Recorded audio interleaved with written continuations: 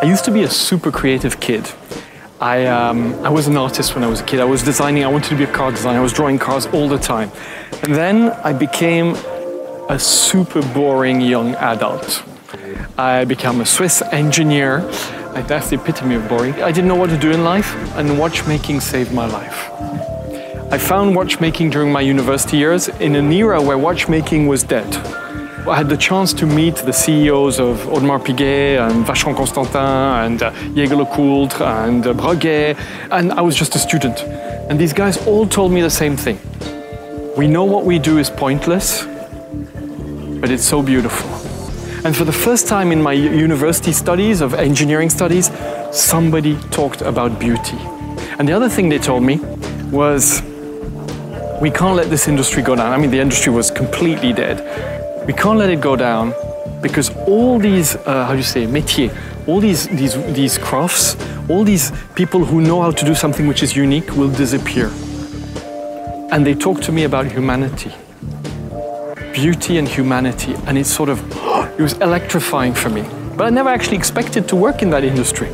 By an incredible chance, one day while I'm skiing with some friends, I bump into Henri-John Belmont, was then the managing director of Jaeger-LeCoultre. He basically invites me for a coffee at the terrace where we met. At the end of the coffee, I tell him jokingly, oh, if I can't get a job, Mr. Belmont, you can always give me a job at Jaeger. He laughs, I laugh, and that's it. And a week later, he has me called up. You should come to the Valley Juice. I go there, and he interviews me for 3 hours.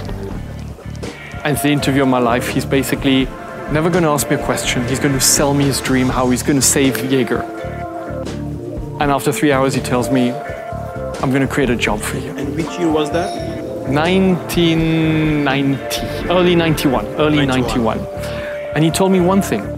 He said, do you want to be one amongst 200,000 people who are going to, in a big corporation, or do you want to be one amongst the 3-4 of us going to save Jaeger?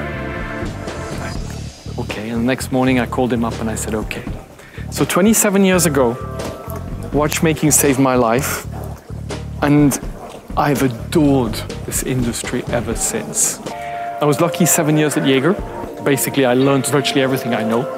Then 7 years at Harry Winston, when Harry Winston Timepieces was minute and we had to save the company and grow it. And then it's MB&F. Then it's my dream. My dream is to create only what I believe in and not to ever think of what could sell. I actually never think of a client. I never think if something is sellable. I create what I would like to have. It's 100% selfish, but that's what makes me proud. And as an artist, you shouldn't be thinking of what will sell, because then you go from an artist to become a marketeer. And that's when all the watches start looking the same, because all these marketeers, they want to please everybody. We create what we believe in, and we only work with people who share the same values. Hence, MB&F Unfriend.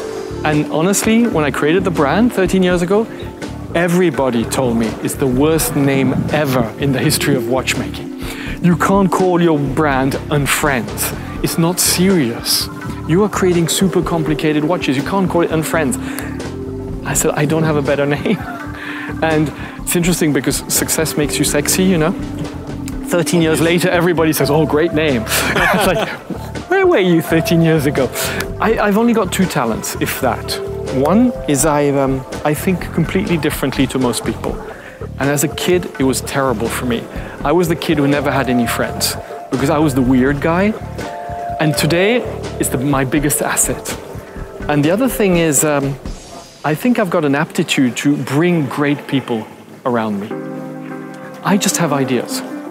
I am just the guy who's got the weird ideas. They transform. All these incredible engineers, watchmakers, artisans, every single person who works on it, transform an idea into what I believe is a beautiful piece of art. I'd always said we would never be more than 15. Clearly that didn't work out. And we're 25. We work with about 40 different artisans outside. So what do we do? All the ideas come from us. Virtually, we've got 7 calibers in the pipeline now. Only 1 is going to be engineered outside. So we've got 3 engineers inside which develop all the movements. Then we go and have all the parts made. bring them all in and assemble, of course do the quality control and deliver. But now we've started our own workshops. So we do most of the prototyping, and now we're starting to machine a certain amount of components in-house, including from end of the year the first cases, but a lot of parts of the movement, a thing I'd said we would never do. But at the end of the day, it's a question of control. It's a question of being able to deliver that product in that quality at the right time. We're a little company which was founded with my little savings 13 years ago. We have no shareholders. I have never put a cent more than my initial savings in the company. So cash flow is the whole story. You need to be able to deliver a product in quality and time. And you can't have 450 components finished and one is not coming on time, it's coming 4 months late, because then you're dead. To make sure that this company is going to be there in the years to come, you actually have to integrate a certain amount of métier. I said I never wanted to be more than 15 employees. In 2013, we hit 15 employees and we decided the company's not going to grow anymore. So we haven't grown. Yeah, we've gone from 15 to 25, but the revenue is always the same. And we're actually crafting less pieces every year. We're crafting 280 pieces in those days, then it was 275, then 245. This year is 225. And what's happened is that because we decided not to grow, the sales, the sellout at our retailers has been much higher than our production for the last 3 years. Only last 3 years, huh? It's not always been that way. But so what we've been doing is we've been cutting down the amount of retailers because we don't want to grow. So everybody's after me saying, why don't you produce more? I don't want my company to grow. In total, in 13 years, you have produced around 2,500 watches, can you say that? Not far. Last week it was 2,360 pieces, which had been crafted in 13 years. 13 years? Yeah. Which, that's rare. It's more or less what Patek Philippe would craft in 7 days. Yeah. That's 13 years. So then suddenly you realize what it means. And Rolex? Oh, in a few minutes, I don't know. It's, which doesn't mean it's better or worse. It's just, it's a different mindset. It's a different philosophy.